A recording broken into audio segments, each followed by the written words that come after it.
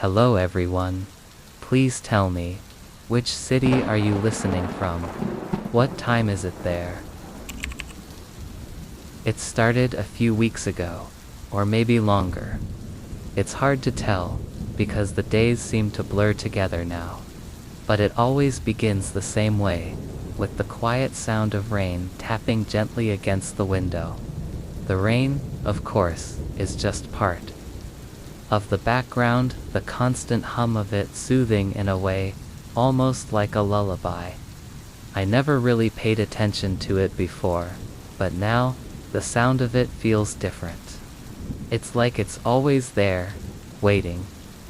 I've always been a heavy sleeper, or at least, I used to be. But lately, I wake up at odd hours, in the middle of the night, gasping for air, drenched in sweat. I sit up in bed, my heart pounding in my chest, and the room is always just a little too dark, a little too quiet. The shadows in the corners of the room seem deeper than they should be, and the air feels heavier, thicker. It's like the night has become too much, like it's pressing in on me from all sides. But the worst part, it's always the same. I wake up in the same place, in the same room, in the same bed. And I know, deep down, that this isn't real, not in the way I want it to be.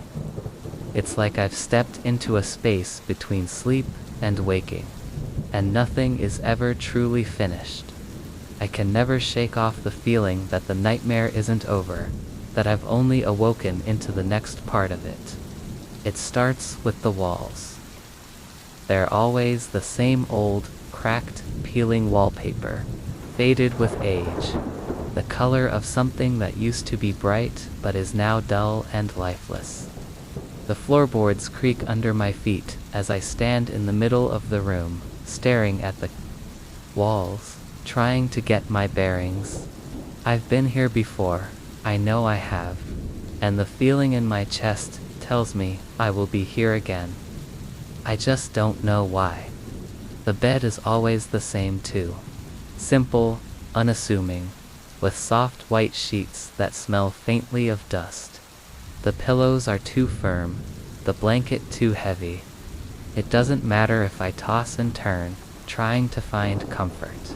The bed is always uncomfortable in some way, just like everything else in this room. But the most unsettling part is the window. The window is where it starts. When I wake up, the rain is always pouring outside, dark and heavy, almost as though it's trying to block out the world beyond. The water on the glass streaks down like fingers, always in a pattern, always the same. And every time, I find myself staring at the window, feeling like I'm waiting for something to happen. Sometimes, I'll try to open it. I'll pull at the latch, trying to escape, trying to breathe in the fresh air. But the window never opens. No matter how hard I try, it's stuck. It's always been stuck. And each time, the hopelessness of it hits me harder. The realization that I'm trapped in this room, in this place, in this nightmare. It's the silence that gets to me, too. The silence before I hear the sound. The first time it happened, I thought it was just the wind, a gust of air brushing through the cracks. But it's always there now. The sound of something just outside the door. A shuffle, a soft, hesitant step, and then another, and another. It's never quick. It's always slow, deliberate, like whatever is waiting out there is taking its time, savoring each moment. My heart races when I hear it, but I can never move. I can never make myself move. The fear freezes me in place, and all I can do is listen as the steps grow closer, just outside the door. I wait for the inevitable knock, the sound that will break the silence, but it never comes. And when I finally muster the courage to open the door, when I finally move, and the door swings open wide, it's always the same. Nothing. There's never anyone standing there. No shadow in the hallway. No figure waiting. Just emptiness. Just the same dark hallway stretching out in front of me. But I always feel it. The weight of something just beyond the door. Just out of sight. Breathing in the space between us. I go back to the bed then. I climb back under the sheets, hoping, praying, that when I close my eyes, I'll wake up for real. But it never happens. The next time it happens again, the same. The same room, the same bed, the same window, the same feeling of being watched. I wake up, gasping for air, the rain tapping against the window, and I know it's time to face it again. I can feel the coldness on the other side of the door, a presence waiting for me to open it. I can feel the silence, pressing down on me, suffocating me. I know I shouldn't open the door, that it's not real, that I'm not really trapped here, but I always do, every time. And each time, I'm left standing there, staring at the empty hallway, listening to the silence. It's not just the steps, either. It's the feeling. The feeling of something crawling under my skin. Something that watches me while I sleep, while I dream. Something that knows me better than I know myself. Something that understands the deepest parts of me that I've tried to bury. It knows my secrets, my fears, and it's always waiting for me to face it. I try to wake up. I try to scream, but my voice is always gone, swallowed by the nightmare. Every time, I fight it harder, tell myself that it's not real, that I'm going to wake up for real. But I never do, and every time, it gets closer. Every time, the steps come closer to the door, I can hear it. I can feel it. That thing that's been waiting for me. I don't know when it started, or how long it's been going on, but every night, it's the same. I wake up, and I face it. Every night, I wake up in the same nightmare, and every night, I pray I'll wake up for real.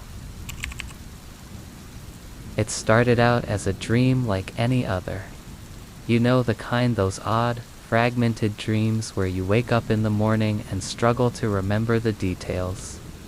They don't feel important, just bits and pieces that slip through your fingers as the day begins. That's how it was, at first. Nothing out of the ordinary, just a strange sense of being somewhere I didn't recognize. I was walking through a fog, the kind that thickens the air and swallows everything in its path. I couldn't see more than a few feet ahead of me, and the ground beneath me was soft, like I was walking through a meadow, though I couldn't smell anything. No flowers, no grass, just the thick, oppressive fog wrapping itself around me. The air was still, but there was something about it, something wrong, that made my skin prickle. But as I walked, something else became clear. I couldn't stop moving. My legs kept taking steps, but my mind, my awareness, didn't want to. I tried to slow down, tried to focus on something, but it was like my body wasn't listening. It was as though I was just along for the ride, trapped in a body that refused to obey my thoughts. I wanted to call out, to scream, to wake up, but my voice wouldn't come. I could feel the panic rising inside me, my heart pounding, but my body kept moving.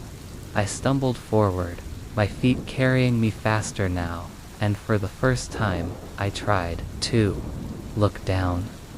But I couldn't. I could feel my eyes moving, my head turning, but I couldn't focus. It was as though my body was moving in ways I couldn't control, and my mind was just a passenger in it all, trapped in some strange, disconnected state. And then I saw them, shapes in the fog, blurry at first, but then they grew clearer. They were figures, people, but not quite people. Their faces were just shadows, like silhouettes made of smoke. They stood perfectly still, as if they were waiting for me. I tried to stop, tried to look away, but my legs kept moving, dragging me closer to them, even though every part of me screamed to turn back. I couldn't move my arms to cover my face. I couldn't look away from the figures, who stood silently in the mist. Each step I took, they seemed to get closer. I wanted to run, to escape, but I couldn't stop my body from pulling me forward. The ground beneath me felt softer, like it was giving way with each step, but still, my body kept moving, like it was being pulled by an invisible force. The figures grew clearer as I got closer, but the moment I was within arm's reach, I felt it. A cold, sharp sensation in the pit of my stomach, like something was watching me, waiting for me. The figures didn't move, but I felt their eyes on me, though their faces remained blank, their bodies made of shifting shadows. I wanted to scream, to run, but I couldn't. My body, my own body, was still moving toward them, and I had no control over it. My legs kept taking steps, carrying me closer to the figures, and I could feel myself trembling, the panic building inside me. My mind screamed for me to stop, but I couldn't. I couldn't stop moving. The moment I was right in front of them, the fog parted, just slightly, and for the first time, I saw their faces. But there was nothing there. No eyes, no features. Smooth, featureless skin. Asterisk nothing. It was as if the faces were empty.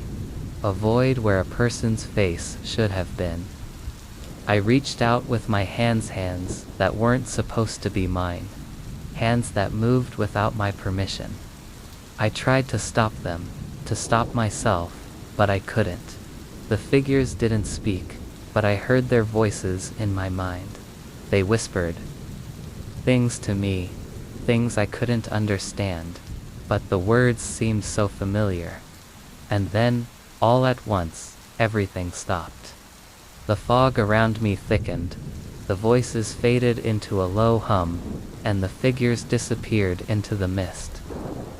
I stood there, motionless, my body frozen in place, but my mind was still awake, still aware. I tried to call out, to wake up, but there was nothing.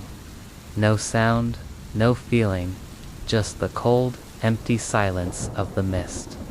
I don't know how long I stood there. Time felt warped, stretched out, but it felt like I had been standing in that mist for hours, maybe days. My body, though, wasn't standing still. My legs were moving again. I could feel them. I could feel my feet dragging across the ground, but I wasn't in control of them. It was as if I was trapped in my own body, forced to follow a path I couldn't change.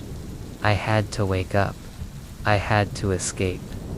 But every time I thought I was close, every time I felt myself getting closer to that moment of clarity, the fog would close in again, thicker, colder, and my body would move asterisk, always moving.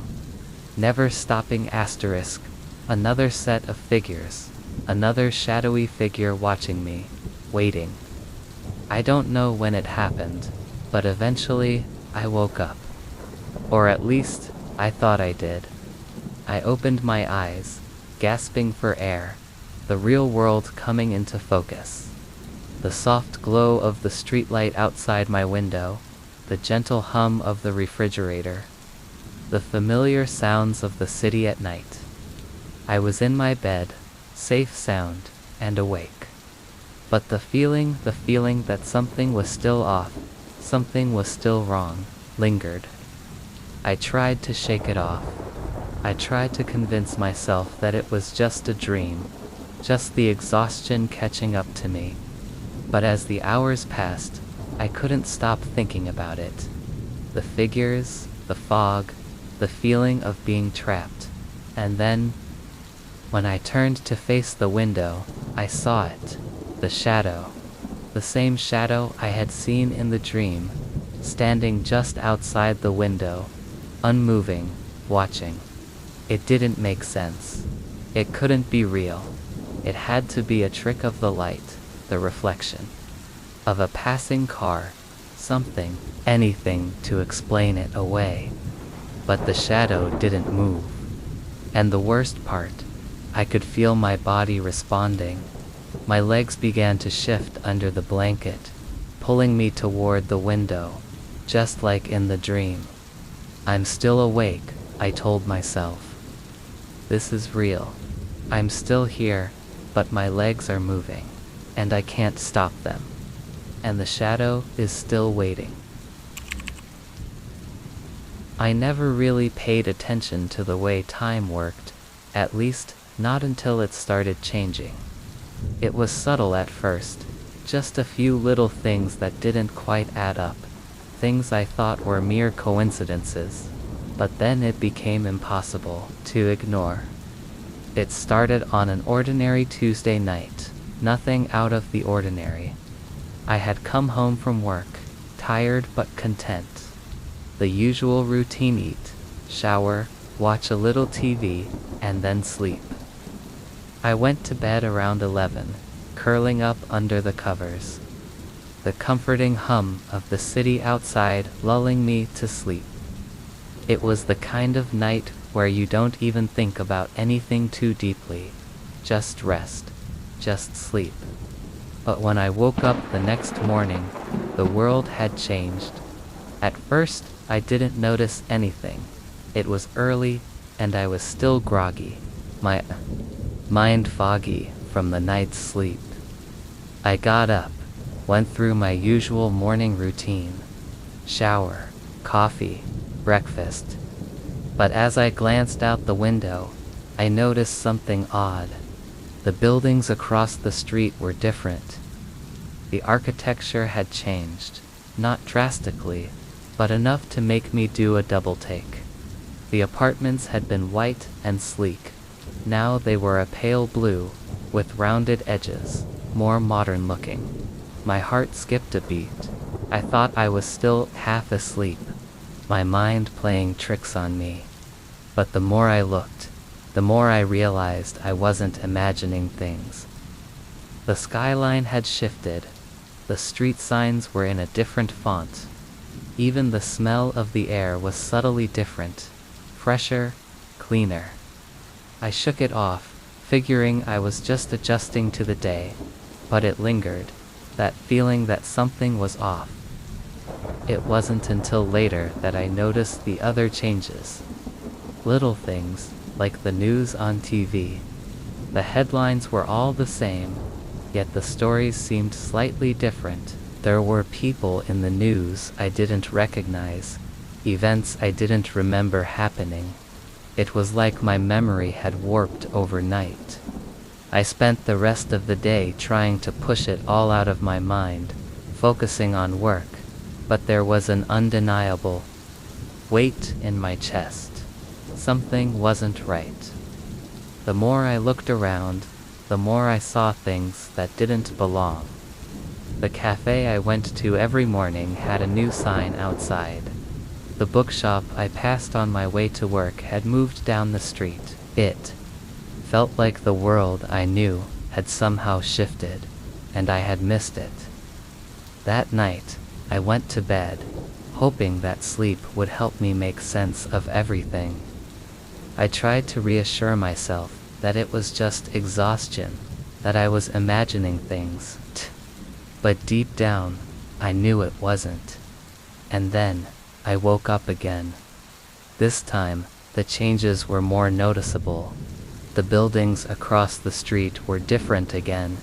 even more so than before. The skyline looked unfamiliar now, almost entirely new. The cars on the street were all different models, designs I didn't recognize. I glanced at my phone. Everything seemed normal at first. But when I checked the date, I froze. It was a day ahead of what it had been before. I quickly checked the news, and once again, everything seemed off. The same stories were there, but they didn't quite match my memory. People I didn't know were now familiar faces. Events I couldn't recall were written into the history of this world. I stood there for a long time, my mind racing. Was it possible I was just imagining all of this? No, something wasn't right. I felt it in my bones. And then, the next night, I went to sleep again. When I woke up, it was even worse. The changes were so drastic now that I couldn't ignore them. The entire layout of the city had shifted. The skyline was almost unrecognizable. The buildings I had known were now replaced with new, unfamiliar structures. The streets felt different underfoot, the pavement a different shade of gray. I checked my phone again.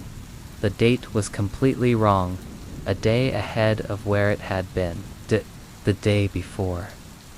I ran to the bathroom and looked at myself in the mirror. Same face, same tired eyes, but I looked older. The lines on my face were a little more pronounced, the circles under my eyes deeper. The person staring back at me was me, but she wasn't. I had no idea what was happening, no idea how this could be possible. How was the world changing every time I slept? Why wasn't I noticing it while I was awake? How could I be the only one aware of it? The world, it seemed, had become a completely different place each time I closed my eyes. It was as if sleep itself was distorting reality, warping the very fabric of the world around me. No matter how hard I tried to stay awake, to stay in the moment, it was as if sleep had a power over me, over all of us, one that I couldn't escape. I couldn't stop sleeping. I didn't want to sleep, but I couldn't stop it. I would close my eyes and wake up, and the world would have changed again. Each time, I would be in a place I didn't recognize, with people I didn't know. The city, the buildings, even the people in my life, they were different. They knew me, but I didn't know them. Their faces were familiar, but I couldn't place them. I tried to fight it. I tried to stay awake for as long as possible, but eventually, exhaustion would take over. I would close my eyes and drift off, and when I woke up, the world would be different. I'd wake up to a strange version of my life, one where I didn't belong, one that didn't make sense. I felt like I was trapped in some sort of loop, unable to stop the changes, unable to control when or how they happened. And I've stopped trying to figure it out now. Every time I close my eyes, I know the world will be different when I wake up. I know that when I look out the window, the skyline will have shifted again, and the streets will be unfamiliar. I know that when I check my phone, the date will have moved forward, and nothing will make sense. It's hard to explain to anyone else. I've tried, but they don't see what I see. They don't feel the changes, the distortions. They wake up in the same world every day, a world that doesn't shift and bend with every closed eyelid. Can't even tell anyone about it anymore. But I know. I know what happens every time I sleep. The world changes, and every time I wake up, I'm not sure if it's the same world I went to sleep in. I don't know when it started. but I remember the first time it happened clearly. It was a Friday night, and I had just finished working late. I was exhausted, mentally and physically, and when I finally crawled into bed, I felt like I could fall asleep the moment my head hit the pillow. I drifted off quickly, the sound of the rain outside mingling with the white noise from the fan. But what happened next wasn't sleep at all. I woke up, or at least, I thought I did. I opened my eyes, feeling that familiar weight of the blankets, the cool air from the fan brushing my skin. But something was wrong. I couldn't move. My body felt heavy, like I was trapped under something too dense to escape from. I tried to shift, but it was like I wasn't in control of my own limbs. I was aware of my body, of course too aware, but it was as if I wasn't actually in it. I couldn't feel my fingers or my toes. And then, without warning, I felt myself rise. It wasn't like I was floating. It was more like I was being pulled. But the sensation wasn't painful. It was unsettling, though. Like something was lifting me against my will. My eyes remained wide open as my body slowly left the bed, and I watched myself lying there, still untouched by the movement. I floated higher and higher, my gaze now fixed on the bed below me. I could see the outlines of my body, the way the blankets curled around me, my chest rising and falling gently with each breath. It was so surreal, seeing myself from above like that. I wanted to scream, to wake myself up, but I couldn't. I couldn't do anything. I wasn't in my body. I wasn't in control. From the ceiling, I could see everything. The dim light from the bedside lamp cast soft shadows across the room, making the corners seem deeper than they were. The walls looked farther away from up here, more expansive. I could see the clutter on the desk, the way the books were stacked haphazardly, and the faint hum of the refrigerator in the kitchen. But what struck me the most was how still everything was. My body, lying motionless on the bed, looked completely peaceful, almost serene. But there was an eerie detachment to it, as if I wasn't really there anymore. It was like watching someone else sleep. I wasn't sure how long I hovered there. The minutes, maybe hours, seemed to stretch into eternity. My heart beat faster as I desperately tried to force myself back into my body. I focused on Eton, the movement of my chest, on the soft rhythm of my breath, but nothing happened. I could still see myself lying there, and I was helpless to return. It felt like I was stuck in between worlds, trapped in some strange place, where my consciousness had slipped outside of my body, and now I had to watch, helpless, as my physical self remained unaware of the strange and terrifying reality unfolding. I tried to look away, to stop looking at my own still form, but I couldn't. Something kept pulling my gaze back to it, like a magnetic force I couldn't resist. And then, just as suddenly as it started, I felt a sharp pull. My body jerked, and I was suddenly back in my skin. My heart was pounding in my chest, and I gasped for air, as if I hadn't been breathing at all. My limbs were heavy, like they hadn't moved in hours, and it took everything I had to pull myself together. I felt dizzy, disoriented, and I could still hear the faint hum of the refrigerator. The room was dark again, the soft light from the bedside lamp now gone. I sat up, my eyes darting around the room, trying to make sense of what had just happened. My breath was still shallow, but I was back in my body, and it felt so strange.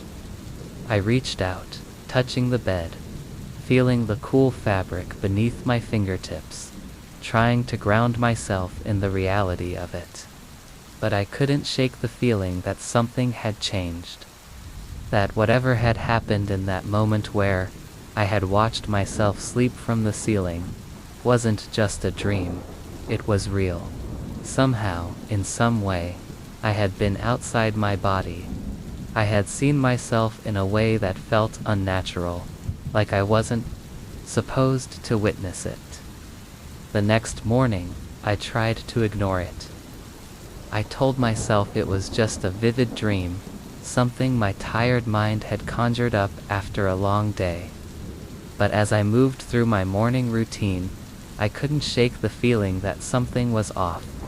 I kept looking over at the bed, at my reflection in the mirror, waiting for some sign that it was all just in my head. But there was nothing. The room looked just like it always did. My body was exactly where I left it, sleeping soundly. But it didn't feel the same. For the next few nights, I tried to sleep, but the unease lingered. Every time I closed my eyes, I could feel the pull.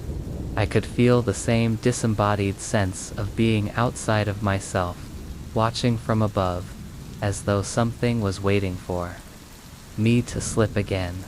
But no matter how much I tried, no matter how still I lay, it didn't happen again. I was afraid to sleep, afraid of what might happen when my mind slipped away from the control of my body. It wasn't just the fear of floating away again, it was the fear of what I might see when I watched myself sleep again. Would I be alone? Would I still be me? Or would I become something else entirely? I couldn't stop thinking about it. I tried to talk to someone about it, but no one would believe me. They'd say I was tired, or stressed, or that it was just a sleep paralysis episode. But it wasn't sleep paralysis. I knew what that felt like, and this was different. And then, last night, it happened again. I woke up in the middle of the night, heart racing. The air felt thick with tension, and I could hear the faint hum of the refrigerator once more. I tried to sit up, but something held me down, something heavy. I couldn't move. My eyes couldn't even stay open. The room spun around me, and for a moment, I thought I might be drifting away again. But this time, I didn't fight it. I let it happen. And then I was up there again, floating above the bed, looking down at myself. Only this time, I wasn't alone. There was someone else in the room with me. A shadow, standing at the edge of the bed, watching me. Its face was hidden, but I could feel its presence. The room seemed colder now, darker, as though the air was suffocating me. I wanted to scream, to wake myself up, but I couldn't. And that's when I realized the truth. I wasn't just watching myself sleep. I was watching the thing that had been watching me. It was a Friday night, the kind where you feel a little too tired to do anything, but not quite ready for bed. I was sitting on the couch, scrolling through my phone, the hum of the city just faintly reaching me through the windows. It had been a long week, longer than usual, and I was feeling drained. The kind of exhaustion that makes your bones ache. I couldn't even remember the last time I had a full night's sleep. That's why, when I finally went to bed that night, I was thankful for the silence. I pulled the covers up, wrapped myself in the warmth of the blankets, and let my body relax into the familiar comfort of my bed. It didn't take long for me to drift off, the day's stress melting away as I surrendered to sleep. But the moment I closed my eyes, it felt wrong. I don't know how to explain it. Dreams have their own logic, their own sense of reality. This one didn't make sense from the start. At first, I thought I was just disoriented, caught in a half-sleep state. But the more I tried to move, the more I realized I couldn't. I was paralyzed. I was lying in my bed, but everything around PA felt off. The room, normally bathed in soft moonlight, was dimmer. The shadows stretched too far, pooling in corners where they shouldn't have been. I could feel them, thick and heavy, as if they were watching me, closing in. I tried to move my arms, to turn my head, but it was like my body had been frozen. In place, my heart began to race. The panic started creeping in, but no matter how much I tried to focus on anything, I couldn't get my body to listen. And then I heard it. A soft sound, almost a whisper, but in the thick silence of the room, it felt louder than anything I had ever heard. It was coming from the corner, where the shadows seemed to gather. I couldn't see clearly, but there was something or someone in the corner. I couldn't make out its shape, its form, but I could feel its presence. It was watching me, waiting for me to notice. I tried to scream, tried to move, but nothing happened. I was paralyzed, unable to react. I felt the cold air of the room turn heavier, suffocating me with its weight. And still, I couldn't move. The whisper grew louder, more distinct, like someone was right beside my ear. It was a voice, soft but insistent. Wake up. I blinked, my heart pounding, my body shaking in terror. But when I opened my eyes, nothing had changed. The room still felt suffocating. The shadows still clung to the corners like they had a life of their own. I tried to tell myself it was just a bad dream, that I was trapped in some weird half-waking state. But the feeling of being watched didn't go away. The silence felt thicker now, as though it was pushing me further down, as if the room itself wanted to keep me there. And then I felt it. A pressure on my wrist, soft but unmistakable, as if someone or something was gently holding it. The sensation of fingers, warm and yet somehow unnatural, wrapped around my wrist. I tried to pull away, but it didn't let go. Instead, the grip tightened, cold, clammy, and firm. I gasped, finally able to move, but only slightly, just enough to panic. The voice, now clearer, whispered again. Don't fight it. I tried to move again, harder this time, but the pressure on my wrist only intensified, as though whatever was holding me was stronger than anything I could do. My breath caught in my throat, and I wanted to cry out, but nothing came. I felt something shift in the room. Something cold brushed against my skin, like a chill that seeped into the very marrow of my bones. My heart raced faster than I thought possible, and in the midst of the panic, I heard the whisper one last time, this time directly in my ear. Go to sleep. And just like that, I felt my eyes close against my will. The darkness of sleep overtook me, swallowing me whole. When I woke up, it was morning. The light from the window was brighter than usual, casting warm, soft shadows across the room. The air was lighter, fresher, and for a moment, I thought it was all just a bad dream. But the dread in my chest was still there, and when I reached up to rub my face, I froze. My wrist was sore, but that wasn't what made my stomach turn. There was a mark, dark, deep, almost bruise-like, wrapped around my wrist. It looked as though something had gripped it tightly, too tightly, for too long.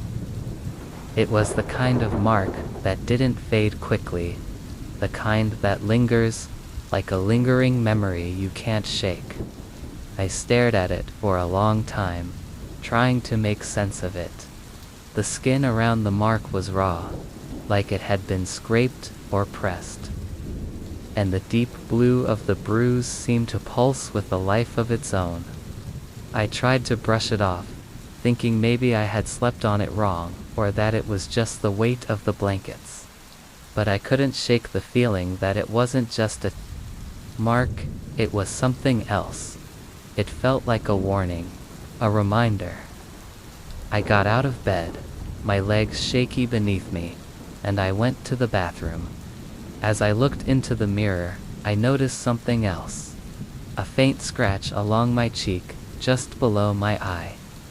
At first, I thought it was from the pillow, but as I leaned in closer, I saw that it wasn't a scratch at all.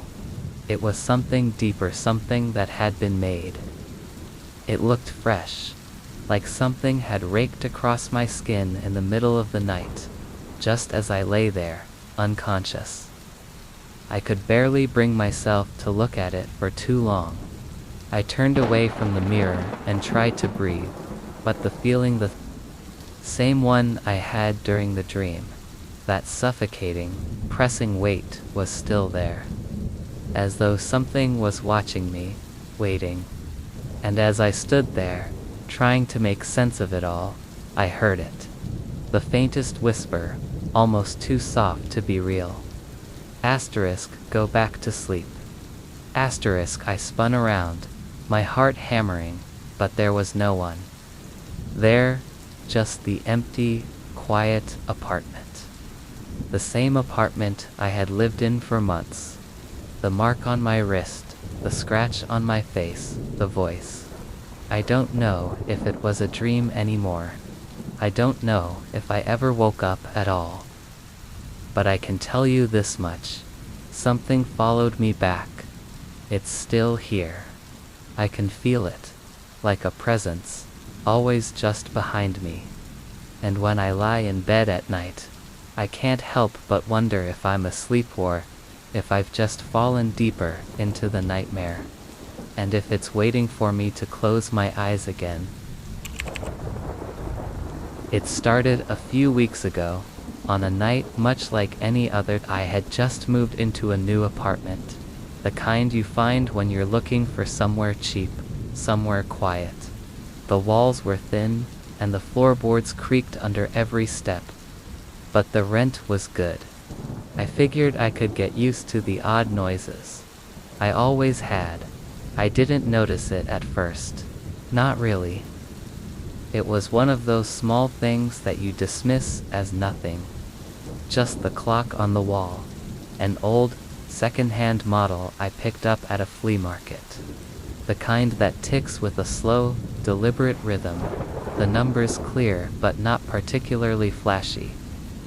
I hung it above my bed, mainly because the wall looked bare without it, and I didn't have anything better to hang there. It was about a week into living there that I first saw it. I woke up in the middle of the night, the usual kind of restless sleep where you feel like you're falling in and out of a dream. My phone was beside me, screen dim but still showing the time to 42 a.m. But when I glanced at the clock above the bed, something caught my eye. The time on it didn't match my phone. It read 2:35. I thought I was just groggy, maybe misreading it in my half-conscious state. It's a common enough experience when you're half awake, isn't it? You can mistake something simple, misinterpret a small detail, but as I stared at the clock, the minute hand moved. It wasn't slow either. It moved a full minute backward. I rubbed my eyes, still not fully awake, and looked again. 2:34. The second hand was still ticking away normally, but the minute hand, it was reversing, inching its way backward on the clock face. I watched in stunned silence as it ticked again, moving further back. I reached up and touched the clock, half expecting it to be malfunctioning. I thought maybe it had a battery issue or the mechanism was broken in some way. But when I touched it, I felt nothing unusual. It was warm, the same temperature as the room. I pulled my hand back, confusion gnawing at my chest. But then, just as quickly as it had started, the hands stopped moving backward. The clock read 2:35 again. I stared at it for a long moment, my mind trying to process what I had seen, trying to come up with some logical explanation. I even convinced myself that I was still half dreaming. It was absurd to think that time could reverse itself. I told myself I was imagining things, and eventually, I went back to sleep. The next night, it happened again. This time, I was more awake when it started. I had been reading a book in bed, trying to wind down before sleep. When I glanced at the clock, it was 10:47 p.m. I remember because I had just finished a chapter and thought about calling it a night. But then, I saw it again. The minute hand moved backward. Slowly, almost imperceptibly at first, it moved from 10:47 to 10:46, then to 10:45. My stomach tightened with the same unease I had felt the night before, but I was wide awake this time, fully alert. The second hand kept ticking in the right direction, but the minute hand, it kept moving backwards. I held my breath, watching, trying to make sense of it. I couldn't. The more I watched, the more my brain refused to believe what it was seeing. It didn't make sense. Time didn't just reverse itself. I looked at my phone, the display still showing 10:47, the minutes ticking by normally. But the clock on the wall was moving in the opposite direction, going back in time. I stood up, walked over to it, and tried to reset it. I twisted the knob on the back, but when I turned around, the hands were already back to where they had been before 10:47. I thought about tossing it out, but something kept me from doing it. A strange curiosity, or maybe I was just too unsettled to take any action. I didn't sleep that night. Instead, I sat up in bed, staring at the clock, waiting for the hands to move again. They didn't, not for the rest of the night. But the next night, it started again. This time, I set an alarm to wake me up every half hour, just to see if the same thing would happen. Sure enough, each time I checked, the time had gone backward. 3:03 turned to 3:02, then 3:01. I watched as it reversed itself again and again, over and over. I had no explanation for it. I wasn't just paranoid. I wasn't imagining it anymore. Something was happening to the time on that clock, something I couldn't understand. The next morning, I tried to tell myself it was just a faulty clock. It was old, after all. Maybe the gears were just off.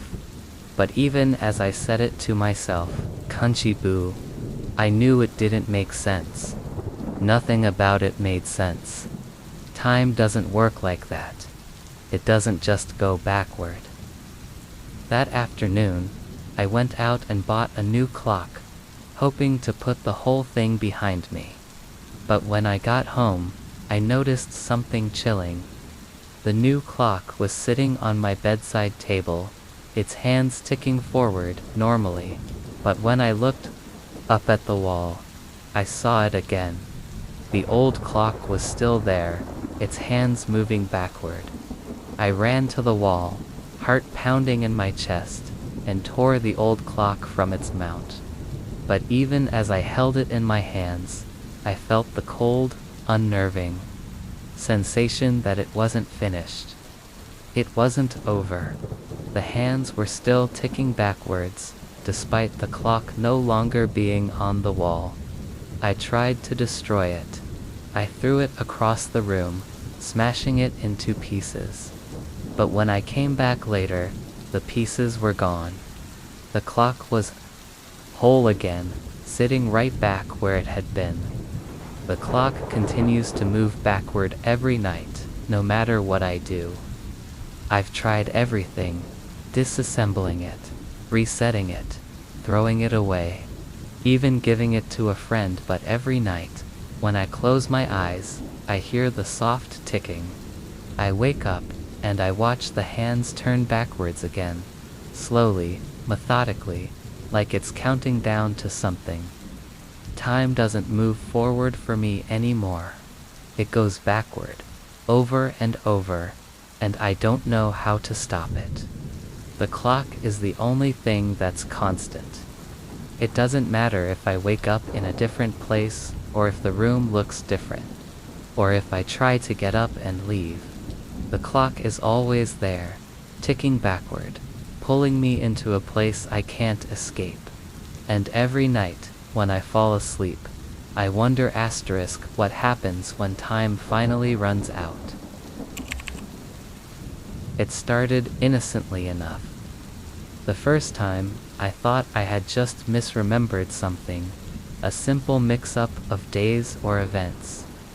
I was sitting at my desk, working late one evening, and I started to think back to earlier that morning. I recalled a conversation I had with my colleague, Sarah. We had discussed the presentation we were working on for the upcoming meeting. I could even remember her smiling as we talked, the way she nodded when I mentioned a suggestion I had for the design. But the thing is, it didn't happen that way. The next morning, Sarah came by my desk and asked, "Are you all set for the presentation?" I paused, presentation. I thought we had already gone over it yesterday. I had a vivid memory of discussing every detail, of us both agreeing on the layout. But when I asked her about it, she just looked at me, confused. "We've been working on it all week. Remember, you've had the final draft for days now," she said. I didn't know what to think. My mind raced, trying to make sense of the situation. Maybe I had dreamt it. Maybe I was overworked and imagining things. But the memory felt so real. I could see Sarah's face, hear her voice, even recall the exact words we had exchanged. But it never happened. Not like I remembered. I tried to brush it off, chalking it up to exhaustion, to stress. But then it started happening more frequently. These moments where I remember two versions of the same date, two different sequences of events that can't possibly exist simultaneously, yet feel equally vivid. I woke up one Tuesday, the rain drumming against the window, and I could have sworn I had already made my coffee. I had already planned my day in my head, walked through my usual routine. But when I stumbled into the kitchen, the coffee machine was still turned off. The countertop was clean. It was as if I had never been in there earlier, even though my mind knew I had. A few days later, I found myself walking to the bus stop at 8:30 a.m., just like I always do, when I suddenly remembered that I had already done it. I'd already been at the bus stop, already boarded the bus, already sat down and opened my phone to check my emails. I could see the street, the faces of the people around me, the faint hum of the bus engine. But when I looked around now, it was just an empty street, no bus in sight. The time had passed differently, or maybe it hadn't at all. I wasn't sure anymore. My mind began to feel like it was unraveling. It wasn't just moments either. I could remember entire conversations I knew had never taken place. Quote, I could remember talking to my friend Jacob at a cafe, talking about an upcoming concert we were planning to attend. But when I mentioned it to him, his eyes widened in confusion. He said, "What concert? We haven't talked about it at all." And yet, I knew we had. I could even remember the exact words we exchanged, his voice so clear in my head. But when I asked him about it again, he couldn't recall any of it. I began keeping a journal, writing down everything, trying to track what was real and what wasn't. But it didn't help. The more I wrote, the more confused I became.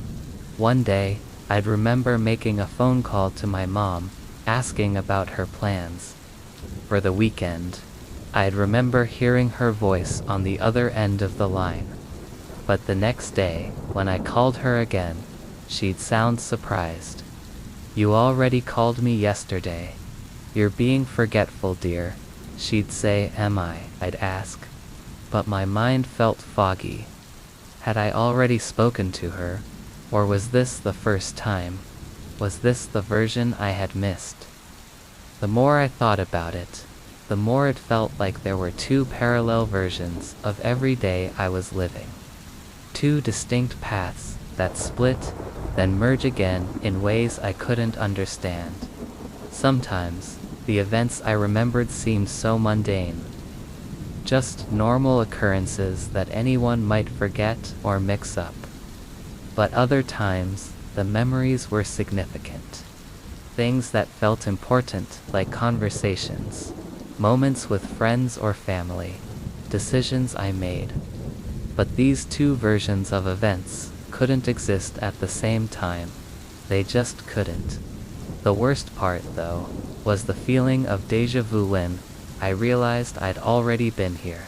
I'd already had this conversation, walked this path, sat in this room.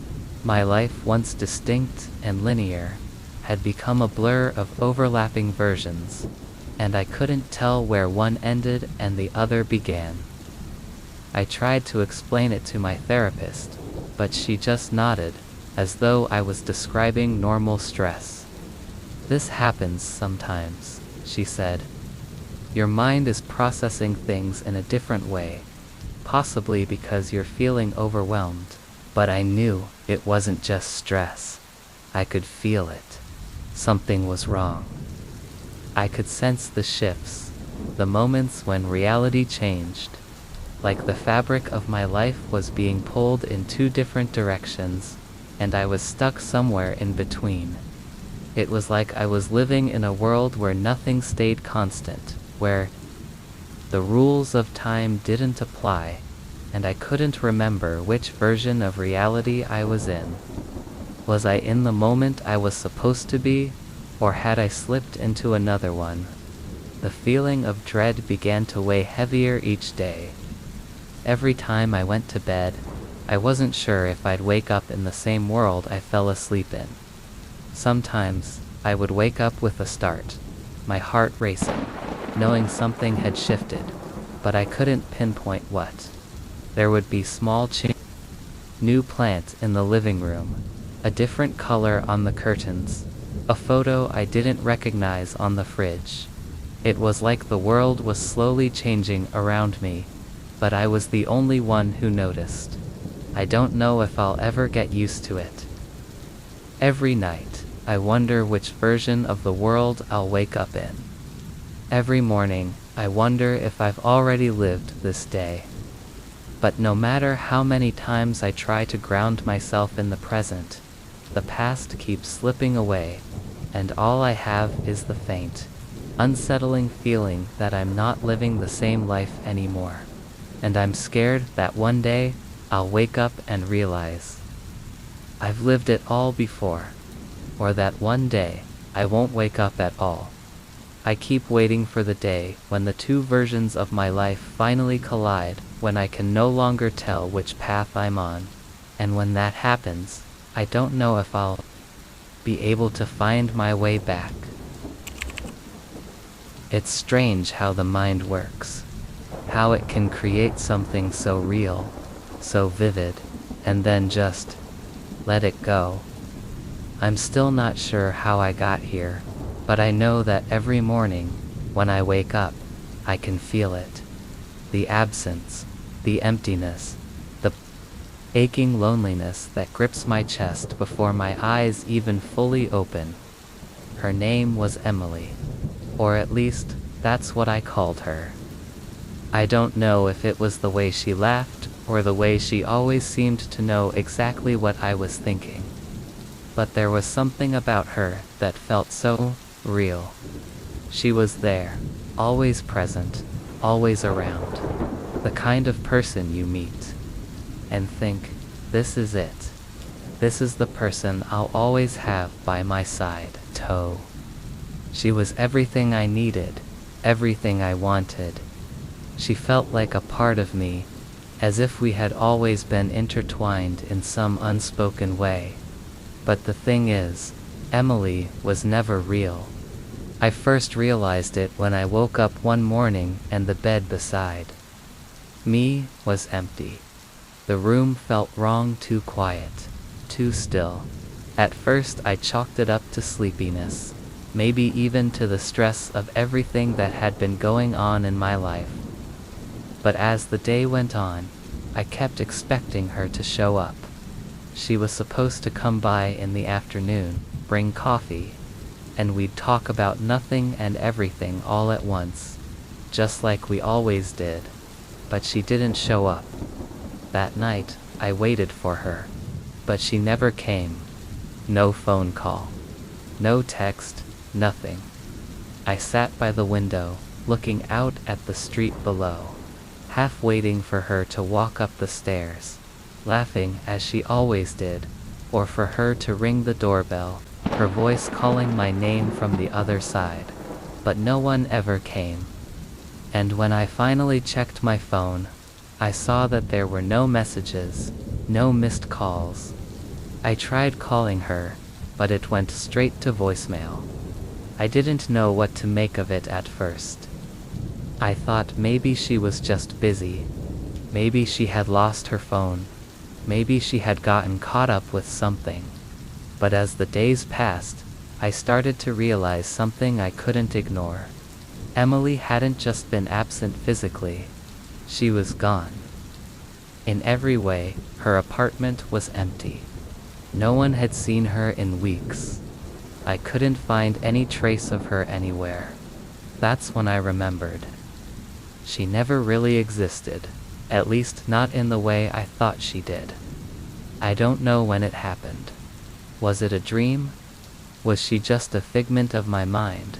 A person I had created to fill a hole, to give myself the comfort of companionship? Or maybe it was something else entirely, some strange trick my brain had played on me. Whatever it was, I knew one thing for sure. Emily was never real, but God, it hurts. Every morning I wake up, and for a split second, I expect to feel her beside me. I expect to hear her laugh, to feel the warmth of her presence in the room. The weight of her absence is so sharp, so painful, that it feels like a physical ache in my chest. I roll over, hoping to see her, even though I know she won't be there. And when I don't, when I realize she's still gone, I feel that same crushing emptiness again. I've tried to move on. I've tried to convince myself that I'll be fine, that it was just a fantasy, just a dream. But there's something about it that won't let me go. The memories of her are so vivid. Her voice, her smile, the way her eyes sparkled when she talked about the things she loved. I miss everything about her, even the things that now seem like they were just illusions.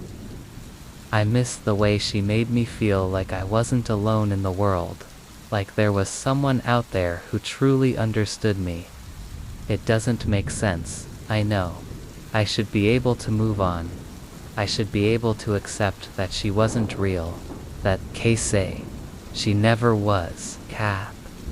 But every morning, when I wake up and reach out for her, I can't help but feel like she's still out there somewhere, waiting for me, even though I know she's not. Some days, I almost convince myself she'll come back, that I'll wake up and she'll be there, smiling at me like nothing ever happened, that everything will be as it was before, simple, easy, and full of laughter. But that's just my mind, playing tricks on me again, isn't it? I don't know what's worse, the fact that I'm grieving someone who was never real, or the fact that I can still feel her presence, like she's still with me in some way, even though I know she's not. Every morning, I wake up hoping for just one more moment with her, but it's always the same. The bed is empty, the room is too quiet, and I'm left with nothing but the ache in my chest and the memories of someone who was never really there. And I miss her. I miss her so much. I never used to believe in anything supernatural. Not really. I was the type who would roll my eyes when someone mentioned ghosts or strange occurrences, chalking it up to imagination or coincidence.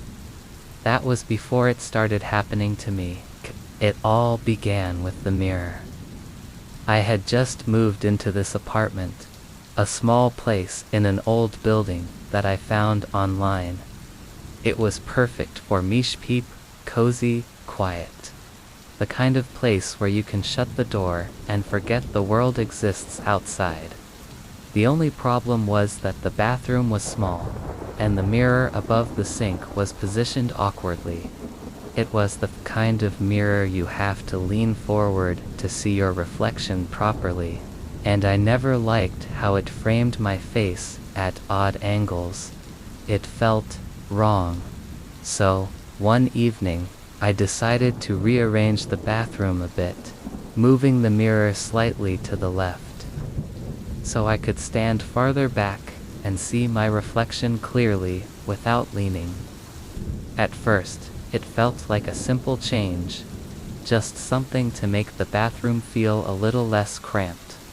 But that night, as I lay in bed, I couldn't shake the feeling that something was off.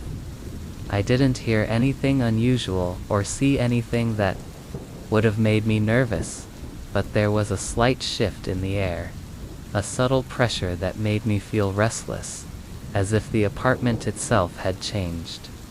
It wasn't until the next morning that I figured out what had made me feel that way.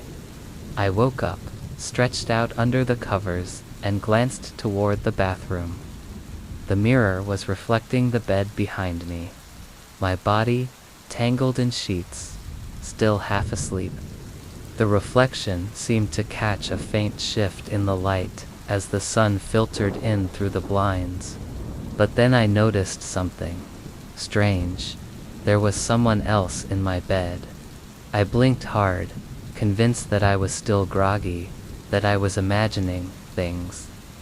But the figure in the reflection was unmistakable. A person lying next to me, their arm draped across the covers as if they were sleeping. Their features were blurry, indistinct. I couldn't make out a face, but the presence was there. I could see them. I could feel them. It was as though they were occupying the space beside me, and yet I knew that I had gone to bed alone. I sat up, my heart racing, but when I turned around, there was no one there. The bed was empty. The mirror showed something that wasn't real, something that had no place in this apartment, no place in my life. I stared at the empty bed for a long time, my mind racing to understand what had just happened. Had I been dreaming? Was it just a trick of the light? Some distortion caused by the shifting shadows, or the slight angle of the mirror? I told myself it was nothing, that it was just my mind playing tricks on me, too. I stood up and went about my morning routine. But even as I brushed my teeth and got dressed, the image from the mirror stayed with me, the feeling of someone being there. That night, I tried to brush it off. I went to bed, hoping that the strange feeling would fade away. But as I lay there, staring at the ceiling, I couldn't ignore it. The tension, the pressure in the air. I kept telling myself that it was just my imagination, that nothing had happened. But when I turned over in bed, I found myself looking directly at the bathroom mirror. The figure was there again. This time, the person's outline was clearer. I could see the shape of their body, their arms stretched out across the bed, their face turned away from the mirror. But their presence was unmistakable. And the worst part, it was as though they were waiting for me to acknowledge them. They weren't moving, just lying there, silently.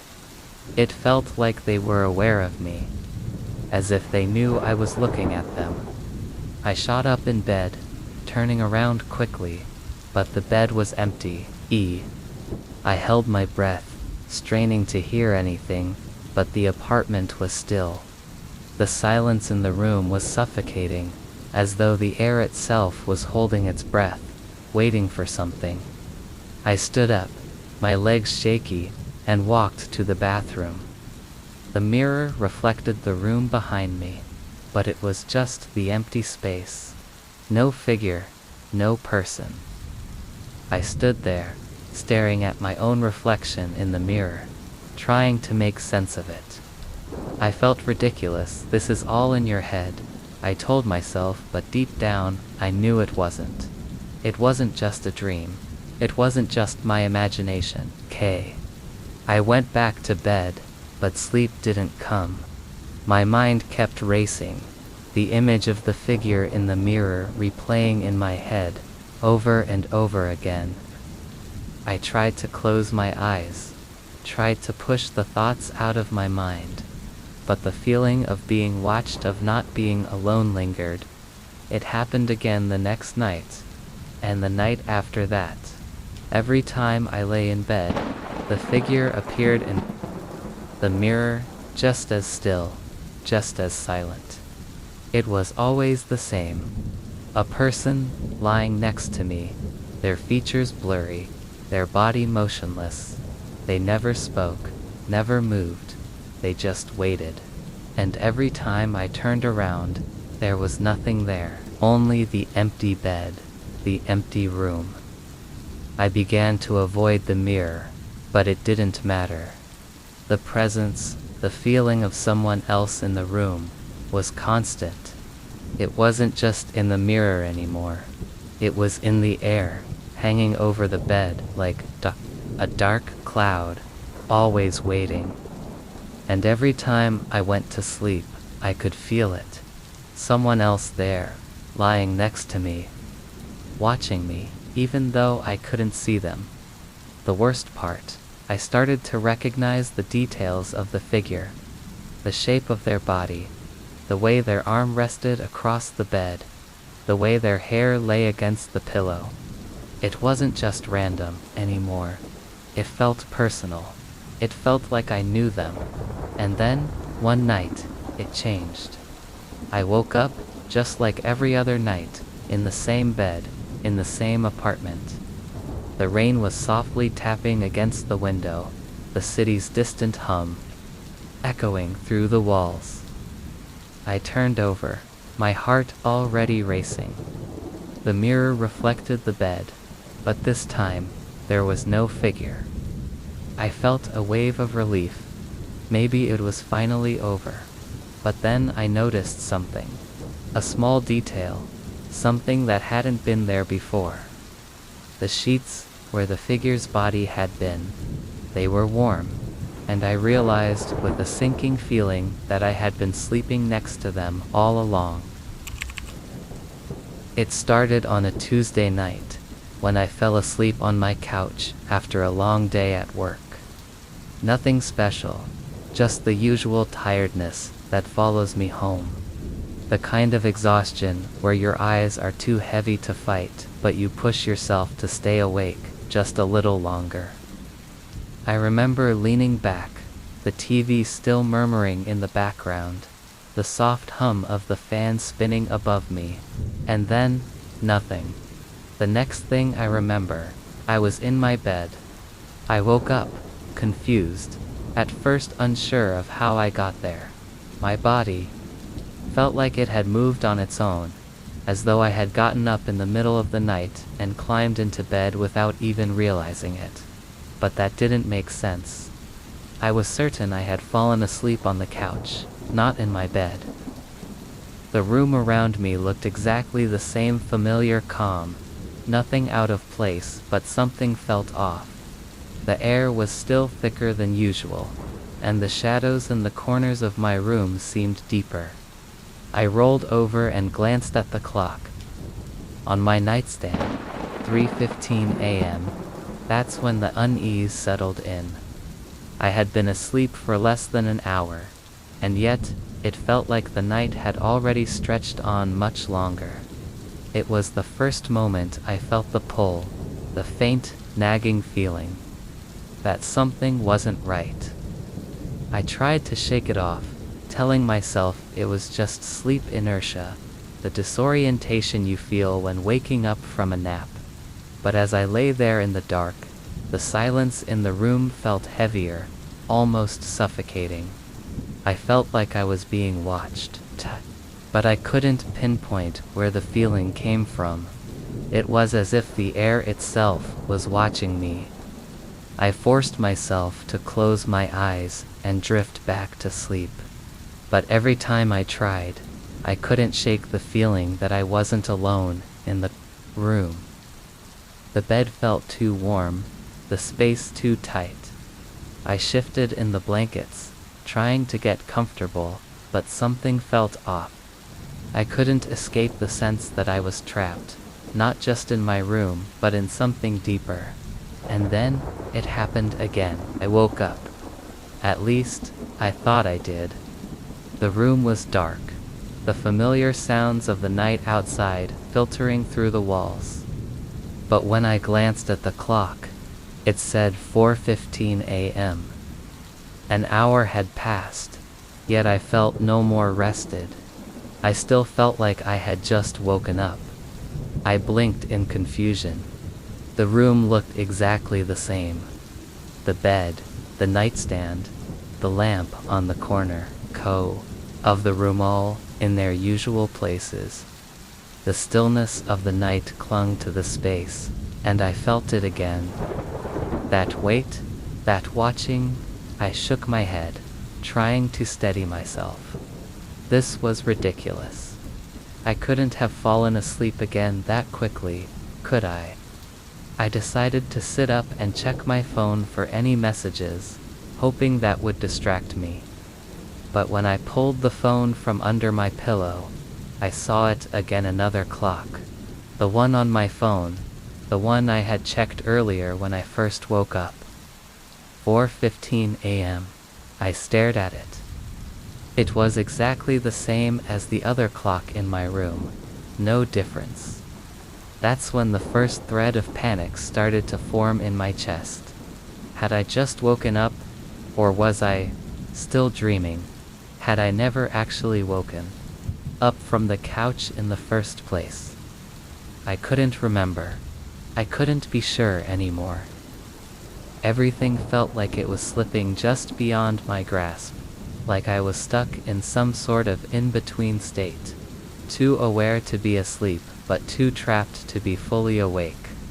I stood up, needing to break the cycle, needing to move, to remind myself that I was still grounded in reality. I left the bedroom, walked down the hallway, and into the kitchen, where the fridge light cast a soft glow. The cool air from the refrigerator felt real enough, the hum of its motor steady and familiar. I breathed in, hoping that the act of moving would help me snap out of whatever this was. But when I turned back around to go back to my bedroom, I froze. The hallway, it wasn't right. The door to my bedroom was no longer where it had been. The entire space had shifted, almost imperceptibly, but enough for me to notice. It was as if I had walked into another version of my apartment, one that looked just like mine but subtly off, nothing major. Just enough to make my heart race in confusion. The walls were a little different, the door frame was narrower, and the light coming through the windows seemed just a little dimmer. I blinked, rubbed my eyes, and took another step forward. I reached for the bedroom door, but it was too far from where I expected it to be. It didn't make sense. I turned around, trying to retrace my steps, but the hallway had changed again. I could see the shape of my living room at the end of the hallway, but the walls were different. The furniture was shifted slightly, like someone had come in and rearranged everything. I was sure of it. I had been in this apartment for months, and I knew exactly where everything was supposed to be. But now it all felt wrong. Panic surged through me. Was this some kind of dream? Was I still asleep? The realization hit me like a punch to the gut. I couldn't tell anymore. I didn't know if I was trapped in some loop or if I had somehow slipped into a parallel version of my life. My heart was pounding in my chest, and my legs felt weak beneath me. I tried to leave the apartment. I went to the front door, but when I turned the knob, it wouldn't open. I pushed against it, but it was as if the door had been sealed shut. From the other side, I screamed, but no sound came out. The silence in the apartment felt thick, like it was pressing in on me, refusing to let me escape. I looked around the apartment, my breath coming in shallow gasps, and then I saw it, just a glimpse, but it was enough to stop me dead in my tracks. In the corner of the living room, there was a shadow, a figure. It was standing motionless, but I could feel its presence, its eyes fixed on me. My blood ran cold, my legs frozen in place. The figure didn't move, it didn't speak. It just stood there, watching me with an intensity that made every part of me scream to run, to wake up, to escape. But I couldn't tell if I was dreaming or awake. I didn't know if I was trapped in a nightmare, or if the nightmare had somehow become my reality. I wanted to close my eyes, to will myself back into sleep, hoping that maybe I'd wake up in the world I had left behind. But I knew something now. The world doesn't wait for you to wake up. It changes. And every time I sleep, it drags me deeper, further into a place where nothing feels real, and I can't wake up. It started quietly, as most things do. I had just moved into the apartment, a little two-bedroom on the edge of the city, the kind of place you find when you're trying to start fresh, when you need a clean slate. Everything was perfect, or at least it seemed that way. Clean walls, new carpet, and the faint smell of paint still lingering in the corners. I had high hopes for the place. It was going to be the start of something new. But then she came into my life. Her name was Sophie. She was my new roommate, someone I had met through an old college friend. She was quiet at first, kind of reserved, but we quickly fell into a comfortable routine. She kept to herself mostly, staying in her room, reading or writing, but there was something about her, something that felt oddly familiar, like I had known her longer than I actually had. It didn't take long for me to notice something strange about her sleep. At night, she would talk. Not loudly, just a soft murmur, but the words stuck with me. It wasn't just incoherent rambling. I could hear snippets of sentences, clear as day. The first time it happened, I thought I had imagined it. But then it happened. Again the next night, and the night after that. I remember waking up one evening, the sound of her voice drawing me out of a restless sleep. I listened carefully, my mind still foggy with sleep, as she spoke. "You're going to get the job," she murmured. "The one with the promotion. You'll be in charge of everything." I blinked, disoriented. I had applied for a job just a few weeks ago, a position I had been hoping for, but I hadn't told her about it. The words tumbled around in my head, the implications settling in. It was strange, yes, but I dismissed it at first, thinking it was just a coincidence or a fluke. I went back to sleep, but Sophie's words stayed with me. The next night, Kit. It happened again. This time, I was more awake when she spoke. Her voice soft and clear in the dark. "You'll be happy in this place," she whispered. "You'll find peace, but only after the move." I lay there, my eyes wide open now. The words seemed so specific, like she was describing something that had yet to happen, yet she spoke as if it was already a certainty. I wanted to shake her awake, to ask her how she knew these things, but I didn't. I couldn't explain why, but there was something about her voice, something hypnotic in the way she spoke in her sleep, that made me hesitate. The next day, I couldn't stop thinking about it. My head was full of questions, and a part of me couldn't shake the feeling that she knew something I didn't. But how could she? It was just sleep talking, right? I tried to ignore it, I really did, but Sophie kept speaking in her sleep, night after night, saying things that felt far too personal, too specific. She would say things about my life that I had never shared with her. Details about my family, my work, my relationships, things I hadn't even told my closest friends. And each time, they came true. A few weeks later, Sophie spoke again, in the same soft, eerie murmur. "You'll meet someone important this weekend. Someone who will change everything." At first, I thought she was talking about someone else. But then, the very next weekend, I met Ryan. He was charming, warm, and he seemed to have everything I was looking for in someone. We clicked instantly. It felt too easy, too perfect, and as I spent time with him, I couldn't shake the feeling that Sophie had somehow predicted this. Things got stranger after that. Sophie spoke more frequently in her sleep, more details creeping into her murmurs. "You'll get a call soon," she said one night. "It's a decision you've been waiting for." The next day, I received a call from the company I had applied to months earlier, the one Sophie had spoken about. They offered me the job, the promotion, the one she had predicted, the one I had been hoping for but had never truly believed would happen.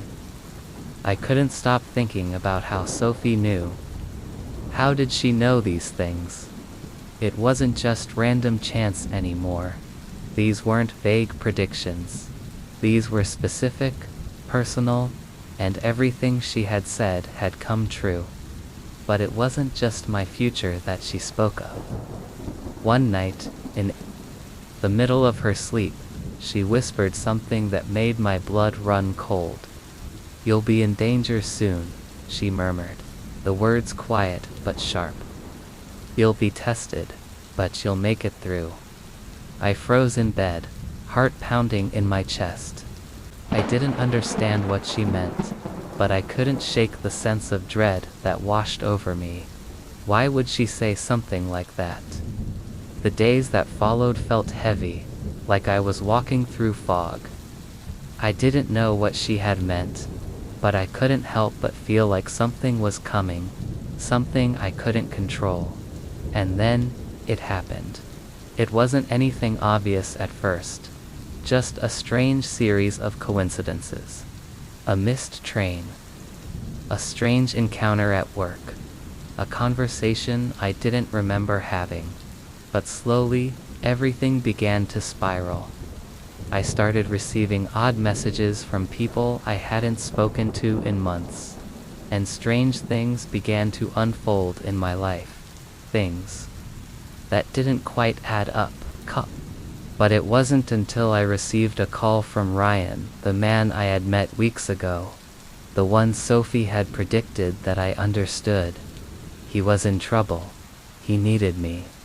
And when I showed up at his apartment, everything that Sophie had spoken of seemed to come to life before my eyes. It was as if I had been walking a path laid out for me, one that I hadn't known about until I was already on it. Every step, every decision had been predicted. Sophie's words were playing out in real time, and I realized with a sickening jolt that everything I had experienced, everything I had seen, was leading me here, to this moment. "You'll be tested," she had whispered, "but you'll make it through." And I realized then the chilling truth of it. Sophie wasn't just sleep-talking. She was seeing my future. She was speaking my future into existence while she slept. I don't know what to do now. I don't know what Sophie knows, or how she knows it. But every night, when she falls asleep, I listen. I listen because I'm terrified of what she say next. Every word she speaks is a glimpse into what's to come. But I don't think I can stop it. Whatever's coming, whatever she's been telling me, is inevitable. And it's getting closer every day. It all started with the weather. Or maybe it was the lack of it. I'm not sure. I had lived in this apartment for 3 years, watching the seasons change. Watching the trees outside my window bloom in spring and shed their leaves in the fall. The rhythm of it all was familiar, comforting even. I knew the world outside my window. It was mine, predictable, constant. But then one morning, I woke up and it wasn't right. The usual sounds of the city traffic, people walking by, the faint hum of distant conversations were absent. It was eerily quiet. For a moment, I thought I was still dreaming, but as I opened my eyes and looked through the blinds, I saw it. The world outside had changed. The street I had lived on for years was completely different. The buildings across from my apartment were unfamiliar, with smooth glass facades that glistened in the sunlight. The trees, the ones I had watched grow year after year, were gone. In their place, tall, sterile-looking structures stretched up toward the sky. I leaned forward, my heart racing. The old bookstore I used to pass by every day was no longer there. Instead, there was a modern cafe. It signed a sharp contrast to the quaint little shop I remembered. I blinked, trying to make sense of it, but it didn't help. The world outside my window wasn't mine anymore. It felt foreign, distant. It was the same street, the same area, but the things I had known, the things I had seen every day, were gone. I brushed it off as a trick of the mind. Maybe I had just woken up too abruptly. I checked my phone, but the date was correct. It was still the same day, the same year. No time had passed, but somehow, everything felt wrong. The feeling didn't go away. It lingered, like something I couldn't quite reach, a sensation that something was off. Like I had stepped into a version of my life that wasn't my own. I spent the rest of the day trying to convince myself it was just a bad dream. But as I looked out the window again, I couldn't shake the unease. The street, The people walking by, they didn't belong to my world. I didn't belong in this world. That night, I went to bed, trying to push the thought out of my mind. But when I woke up again, the world outside had changed even more. This time, there was no sign of the old buildings at all. In their place were sleek, futuristic structures, some of them bending in ways that didn't make sense, with strange glowing lights and surfaces that seemed to shift with the light. The trees that had been there, the ones I had always seen from my window, were replaced with some kind of metallic plants, their leaves flickering like screens. The world outside wasn't just different, it was unrecognizable. I rushed to the window, my hand trembling as I pressed it against the glass. I could see people walking, but they weren't the people I knew. Their clothes were strange, their faces unfamiliar, and they didn't seem to notice me. It was like I wasn't part of this world anymore. It was like I was an outsider, looking in on a life that wasn't mine. I ran through my apartment, checking everything, looking for something familiar, something that would ground me. But even inside, the world felt off. The furniture I had carefully chosen, the artwork on the walls, it was all still there, but it felt distant, like I had never really been here. I didn't know what to do. I had tried to reach out to my family and friends, but they weren't responding, not in the way I remembered. My mom's number, the one I had dialed 1,000 times before, went straight to voicemail, her message sounding strangely automated. My best friend Mia didn't pick up, and when I left a message, it didn't sound like her voice. It was as though they didn't recognize me. That night, I locked the door and sat by the window, staring out at the unfamiliar world. But then something shifted. The city outside my city began to change again. The buildings weren't as tall, the lights weren't as bright. The world started to return to the way it had been before. I could see the familiar shapes of the old apartment buildings, the street lamps, the tiny corner shop that had always been there.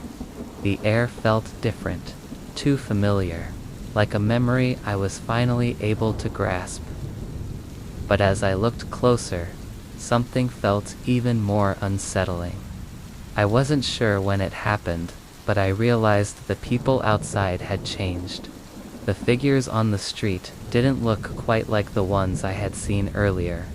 Their movements were jerky, their faces too still, as if they were part of the scene rather than the people I had known. I couldn't take it anymore. I ran out of the apartment, desperately searching for something, for someone who could explain what was happening. But when I reached the building's entrance, I saw it. A woman, standing by the front door, staring at me with an intense, almost knowing look. Her eyes were the same as mine. I froze. The woman's face was a perfect reflection of mine, but her expression was cold, distant, unblinking. Her clothes were a few years out of fashion, but everything about her, the way she stood, the way she looked at me, was wrong. "What's happening?" I whispered, more to myself than to her, but she didn't speak. She just stood there, a faint, knowing smile creeping across her lips, as though she understood something I couldn't. And then, she walked away. I ran after her, but she disappeared into the crowd, melting into the street as if she was never there. I stumbled, my heart pounding, and looked around. The world had shifted once more. The buildings, the lights, the people, they were all there, just as I remembered. But I felt it. I felt the change. The weight of it pressed down on me, pulling me into a world that wasn't mine. I tried to return to my apartment, but when I entered, it felt empty. The walls that had been so familiar, so comforting, felt cold. The furniture I had arranged, the little trinkets I had collected, everything was out of place, as though I had been living in someone else's home. The feeling of being lost in my own life overwhelmed me. The world outside my window isn't mine anymore. I don't know if it ever was. I don't know where I am or how I got here, but I know one thing for sure. I don't belong in this place. And the worst part is, I don't think I ever did. Every time I look outside, everything changes. The world shifts and moves, and I'm left behind, watching as the life I knew fades into something strange and distant. I keep waiting for it to go back to normal, for the world outside to be mine again, but it never is. Every morning, when I wake up, it's different. And every time I open the window, I know that I'm not just looking at the city outside anymore. I'm looking at a version of it that doesn't know me.